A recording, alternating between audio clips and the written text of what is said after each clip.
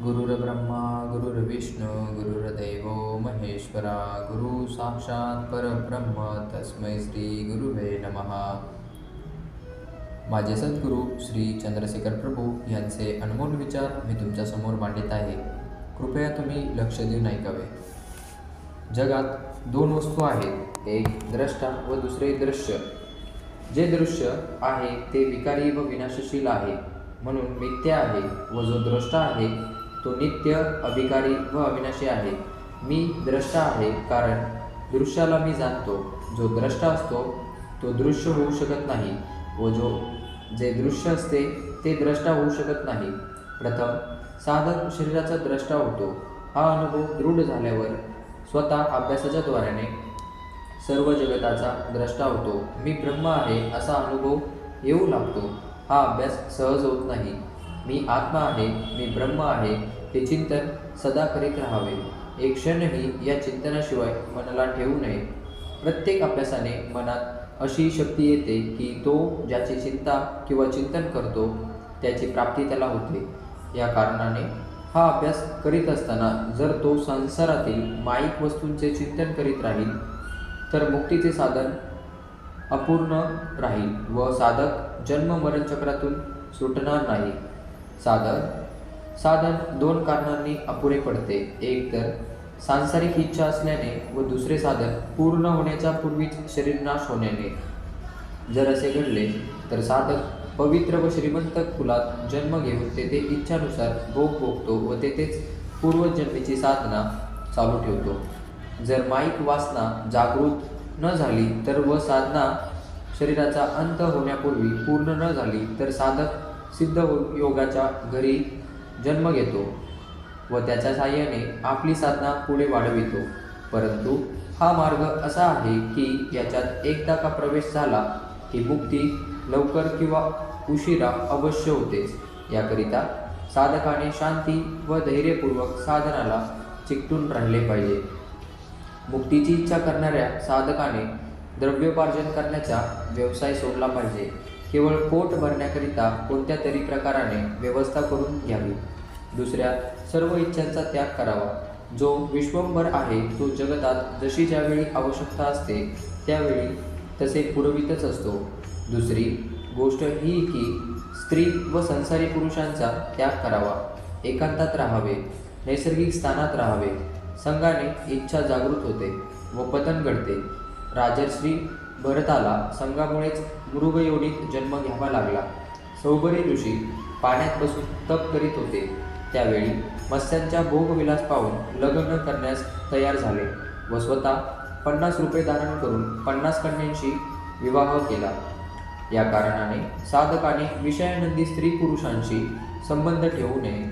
मौनाचा अभ्यास करावा व एकांत सेवन करावा. मनाला नेहमी आत्मचिंतनाच्याच अभ्यासात लावून ठेवावे. कधीही रिकामे ठेवू नये. आहार सदा साधा व अल्प असावा व आत्मनिष्ठ आत्माराम पुरुषांचा संग करावा. भगवान श्रीकृष्ण जसे एक असूनही मागे सांगितलेल्या गोष्टीप्रमाणे गोपाल बालकांच्या व वासरांच्या रूपाने अनेक झाले. तसेच त्यांनी 16,108 बायकांशी विवाह करून अनेक रूपे धारण केली, तरी पण ते एकचे एकच राहिले. त्याचप्रमाणे परमात्मा एक असूनही अनेक स्थावर जंगम रूप होऊन विलसित होत आहेत. तो परमात्मा एक व अनंत होऊनही अनेक रूपात भासित होऊन राहिला आहे. सर्व जगत परमात्मा स्वरूप अर्थात आत्मस्वरूपच आहे. सर्व ठिकाणी आत्मा परब्रह्म परमात्मा विलसित होऊन राहिलेला आहे. यात जे नामरूप ते मिथ्या आहे.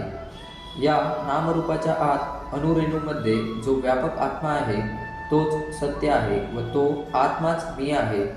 या प्रकाराचे चिंतन सर्वदा करीत राहावे. विषयानंदी मनुष्य विषयाला प्राप्त करील व जन्ममरणाच्या प्रवाहात वाहत राहील. याकरिता विषयानंदी न राहता आत्मानंदी होण्याचा अभ्यास करावा की ज्या योगे तो मुक्त होऊन जाईल. प्रत्येक शरीरात जे व्यापक चेतन तत्व आहे त्याला आत्मा असे म्हणतात व ब्रह्मांडात जे व्यापक चेतन तत्व आहे त्याला परमात्मा असे म्हणतात. आत्मा व परमात्मा या दोहोत अंतर मुळीच नाही. एक व अखंड असूनही जणू काही भिन्न आहेत असे वाटते. जसे आकाश एक व अखंड आहे, तथापि प्रत्येक वस्तूत आकाश पृथक आहे असे वाटते. त्याचप्रमाणे एकच अखंड व्यापक परमात्मा प्रत्येक शरीरात जणू निरनिराळा आत्मा आहे असा भास होतो. मी आत्मा आहे, 3 शरीराहून भिन्न व असंग आहे याचे दृढ ज्ञान झाल्यावरही या आत्मचिंतनाचा अभ्यास निरंतर चालू ठेवला पाहिजे. ज्याप्रमाणे नदी समुद्राला मिळेपर्यंत समुद्ररूप होत नाही, तोपर्यंत तिचा प्रवाह चालूच असतो. त्याचप्रमाणे मी आत्मा आहे हे चिंतने परमात्मा स्वरूप होईपर्यंत चालूच ठेवले पाहिजे. त्यात जर विक्षेप पडला तर ते पतन झाले असे समजावे. मोक्ष इच्छेच्या साधकाने मौन, एकांतवास, मिताहार व धन तसेच स्त्रीसंगाचा त्याग यांचे आग्रहपूर्वक सेवन करावे. सांसारिक लोकांचा संबंध मनुष्याला सांसारिक बनवितो व त्यागीचा संग त्यागी बनवितो. साधक जसा संग करील तसा बनेल. मुक्तीची इच्छा करणार साधक मुक्तीची संगत करतो.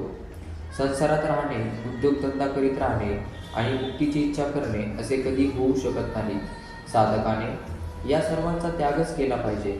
साधन सिद्ध झाल्यावर संसारात वा व्यवहारात राहणे किंवा न राहणे ही निराळी गोष्ट आहे.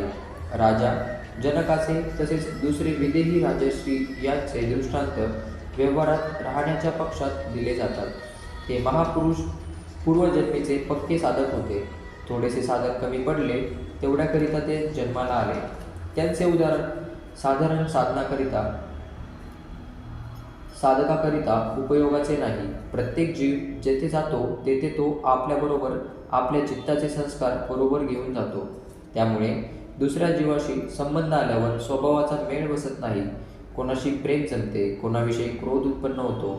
तीच गोष्ट आहाराची. म्हणून कल्याणाची इच्छा करणाऱ्याने सात्विक आहार, सात्विक व्यक्तींशी संबंध, सात्विक स्थानाचे सेवन केले पाहिजे, की ज्याच्या सेवनाने चित्त शांत राहील. ज्याच्याने चित्तात शोभ होईल त्याची संगती कधी करू नये. साधक जे काही कर्म करील ते पूर्ण शांतीने, उत्साहपूर्वक व आनंदपूर्वक करावे.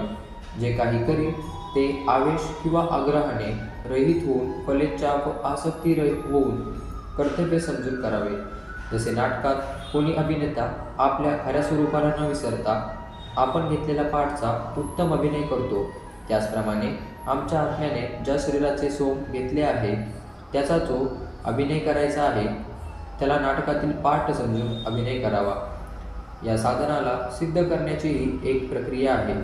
ती अशी की जे काही कराल ते या भावनेने करावे की मी येथे पाहुणा आहे, माझा कोणाशीही संबंध नाही. आसक्ती व कर्तेपणाच्या अभिमानाशिवाय कर्म करण्याने बंधन होत नाही. कर्तेपणाचा अभिमान व कर्मफलाच्या आसक्तीसहित इच्छा ही बंधनकारक आहे. मी व माझेपणाचा त्याग हाच खरा त्याग आहे. याच त्यागाने नित्य प्रसन्नता असते. जसे नदी समुद्रास भेटल्याशिवाय राहत नाही व भेटल्यावर ती मी समुद्र आहे असे म्हणते, त्याचप्रमाणे साधक परमात्म्यात मिळाल्याशिवाय मी सर्वव्यापक परमात्मा आहे असे सांगू शकत नाही. मी 3 शरीरे नाही व त्या सर्वांहून भिन्न आत्मा आहे. या प्रकारच्या अभ्यासातच त्याला हळूहळू परमात्मा स्वरूपात मिळवून ऐक्य करून देतो. नदी जलरूप आहे, समुद्र जलरूप आहे. नदी वेगाने समुद्राकडे धावते तेव्हा ती समुद्रात मिळून एकरूप होऊन जाते.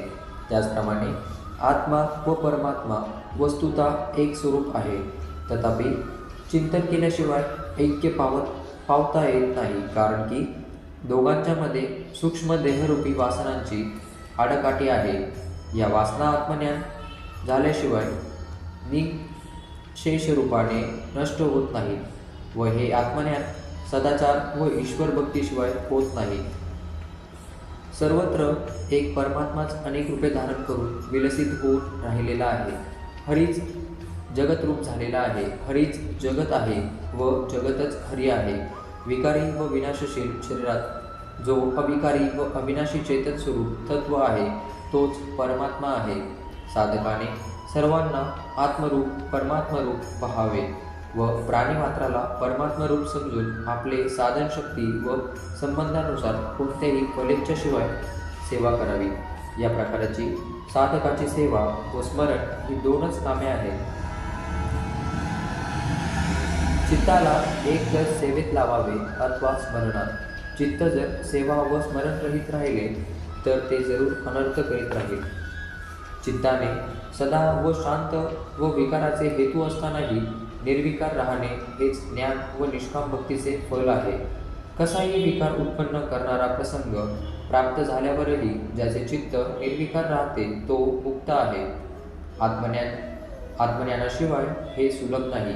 साधक जे काही करील ते शांत चित्ताने प्रसन्न मनाने चिंताविरहित घाईघाईने व भयाने रहित होऊन करावे. ज्याच्याने चिंता होईल ते काम कधीही करू नये. ज्याचा परिणाम दुःखदायक आहे ते काम कधीही करू नये.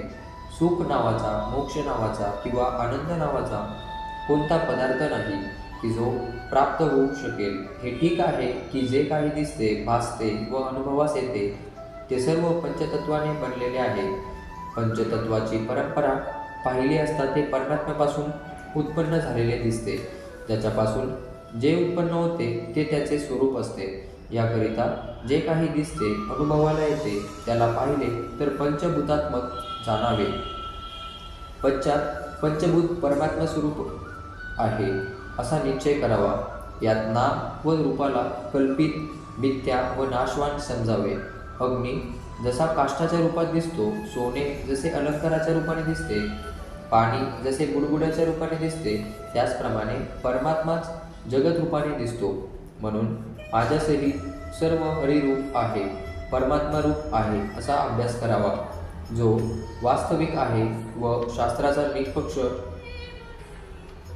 निष्पक्ष शेवटचा निश्चय आहे.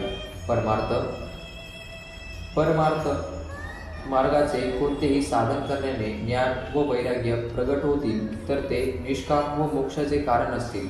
तर विषयात सुखबुद्धी जसजशी कमी होत जाईल व संसारात अरुची वाटेल तसतसे जाणावे की साधना सफल होत चालली आहे.